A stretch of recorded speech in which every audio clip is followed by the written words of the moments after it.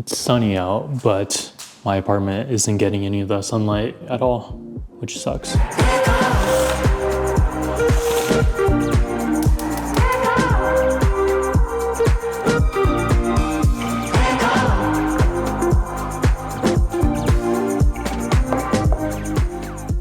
So honestly, I'm pretty tired of seeing people make a bunch of money by just creating apps. And by that, I mean, I'm pretty jealous. It still boggles my mind that people are willing to pay like $3, $4 to use an app, and that app itself isn't even that impressive. Some of them are habit trackers, to-do lists, or even a specific tool that I'm even surprised that people are willing to pay money for. And even as a mid software engineer, I feel like I can even build some of those apps as well. And for me personally, the reason why I'm starting to build apps isn't even for the money, even though I've just started talking about money until this point.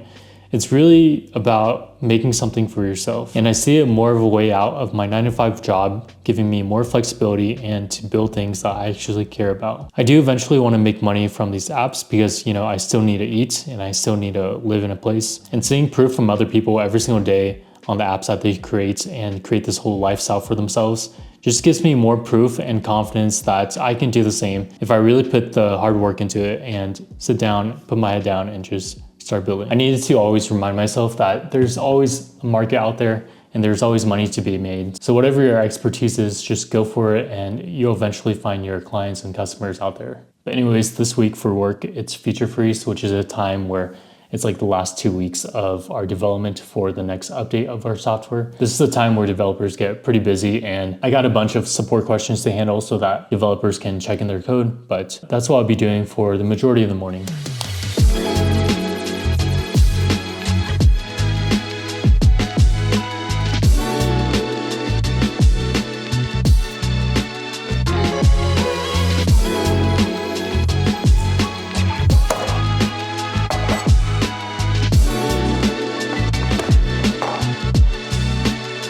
For those who don't know me, hi, my name's Andrew. I'm a remote software engineer for 4 years now, and I recently just moved here in this apartment. That's why there's barely anything, and you might hear an echo. I just moved from California to this place here in Reno, Nevada. So working remotely the past 4 years really unveiled to me what I really wanted in the future and helped me pursue solopreneurship more. So over the course of the 4 years, I was able to work from different places, such as my friends and family's place, work from home, work from cafes. So it gave me flexibility to do work wherever I really wanted.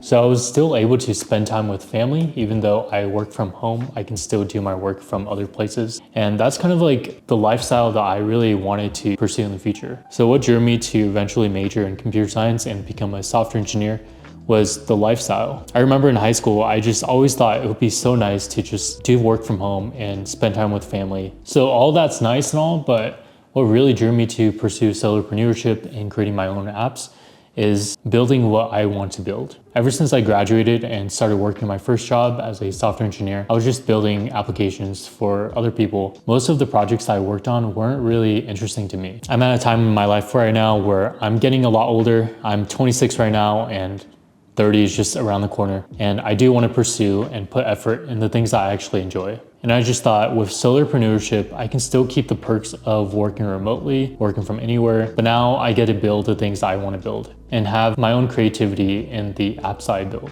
But yeah, I'm getting older now. I think it's time for me to really make this jump and be committed in building apps so that I can set myself up for the future and live the life that I really want to pursue. And for me personally, I'm starting small. As I mentioned in my previous videos, I'm creating a Pomodoro application as my first step into this app development world.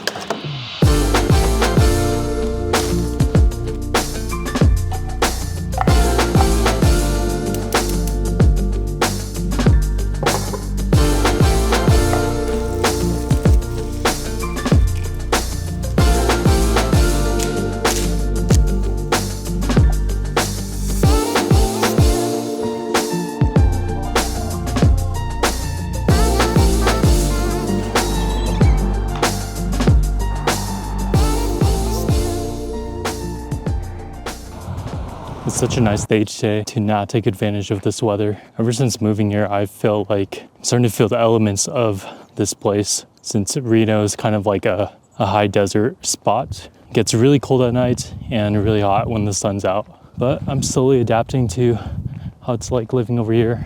So going on this journey of solopreneurship and even just working remotely, I feel like I was always just sitting. So I have to balance that out with just working out and walking somewhere throughout the day. I used to be one of those people who just like thinks that if you just put your head down, then you can have things done and not feel burnt out. But I'm really starting to embrace balance. It's so hot right now, but there's still snow on the mountains over there. I could go for something refreshing right now. I think I want to make some matcha.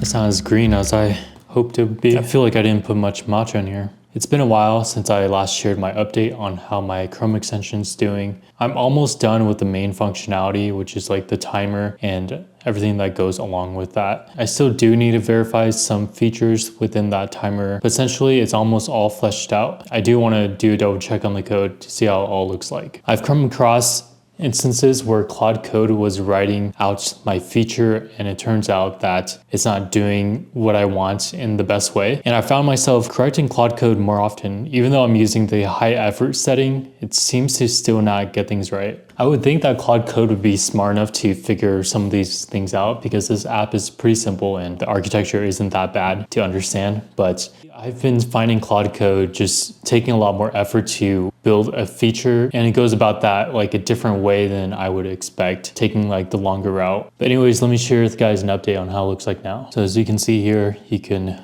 change the time. So if you have a 1 minute focus session or 25-minute focus session, I think the max is like 3 hours, 2 hours. So if we do 1:21, yeah, it's 2 hours. You can select the categories that you want to focus on. And once you're ready to go, you're gonna click the start button and it'll start counting down. And here's the pause and stop buttons to stop the session. So if I click that, it'll just return back to the main page. That's essentially my progress so far. It's almost done. I still need to hook up some of the backend parts and database parts since I do want to collect some data on what they're focusing on and store their sessions so that they can look at the metrics and how long that they focused for or how many breaks they took for this month. There's a lot of things that I want to do with this and expand on it a little bit more because that's kind of how I envision this app to be like. So yeah, just a quick update on how that's all going. Now back to work and answering some questions.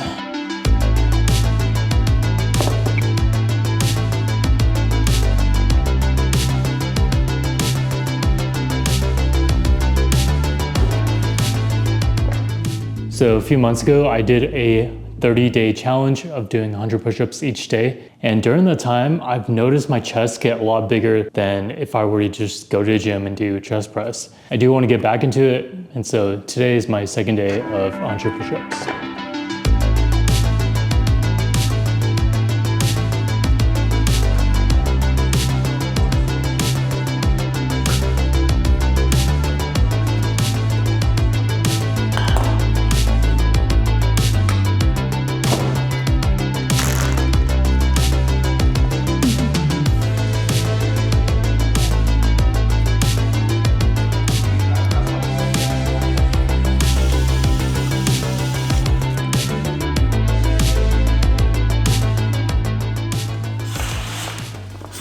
So lately, ever since I got this apartment, I've been even more cautious about how much money I've been spending lately.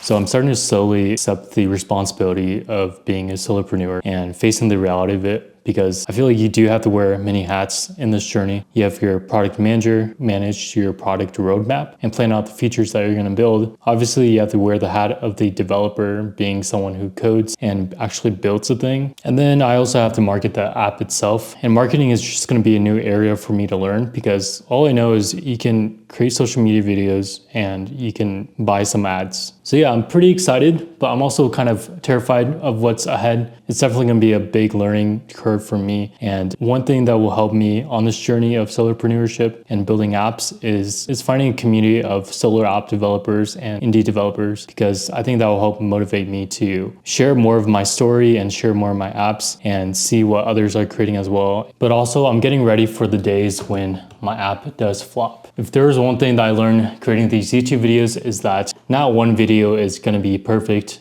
and you're gonna have to learn as you go, as you create more and more videos. Last year, I attempted to create one video a week, and that was pretty tough, learning, everything from how to edit a video, how to plan a video, and how to distribute that video on social media. It was a lot of learning, but once I had a system down, I knew the steps to take, and I can definitely apply that learning to app development or whatever area that I'm working in. The system is so important for you to have, because once you have that nailed down, it makes everything so much easier. But if one by one, as I build apps and they do fail, then I'm definitely gonna need to take a step back and reevaluate what's going on.